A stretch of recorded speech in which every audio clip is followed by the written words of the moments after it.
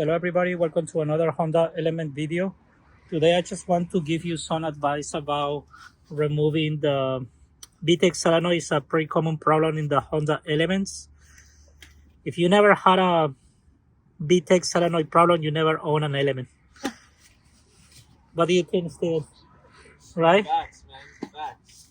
So these are some tips that can help you out to remove these with less chances to break the balls or strip the balls.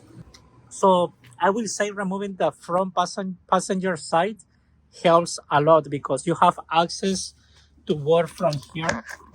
And what I also did is I removed this tie rod. You don't really have to remove it, but I did remove this outer tie rod because I want to show you the old balls. They are all rounded. And all of them were rounded, but one of them especially was really bad. And then the way that I got it out is by using a combination of these extractor sockets, and I used the 10 millimeter. And I'm going to leave links of all these tools in the descriptions just in case. And also I use a 1/2 inch socket. You can use a 1/2 inch socket. If you notice that the socket is like slipping when you are trying to remove the ball, then you can always stop and then you can use a 1/2 inch. Believe it or not, it will work better than the 3/8.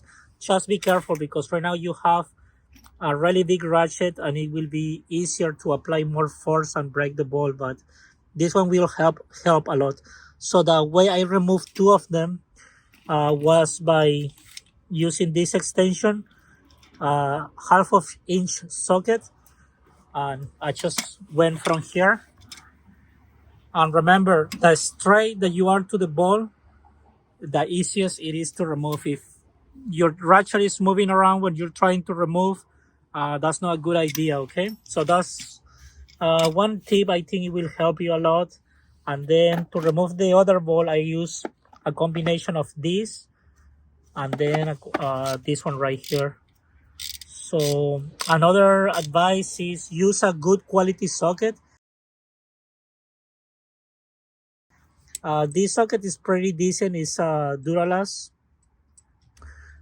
It's better than those Harbor Freight. It's not the best socket, but for sure it's better than those like cheap Harbor Freight sockets that they sell. Usually I use a snap-on, but I don't have my 10 millimeter snap-on with me right now, so this is the only thing I had available with me. But just keep it in mind that a good quality socket will also help with that. And you can always use like a 1 inch or 2 inch extension that will also help. So I hope these tips or advice helps you to install your VTEC solenoid. And another thing, I almost forget about it, make sure that you have new bolts, because a lot of times you remove this and you got it out, but the bolts are a little bit rounded and you don't want to reuse the bolts like this. So luckily for me, I had these 3 bolts. I always have some VTEC solenoid bolts in my toolbox and some spare connectors. It helps a lot when doing this job. Hope you guys like this video and see you next on the Element video. Bye bye. Peace. Peace.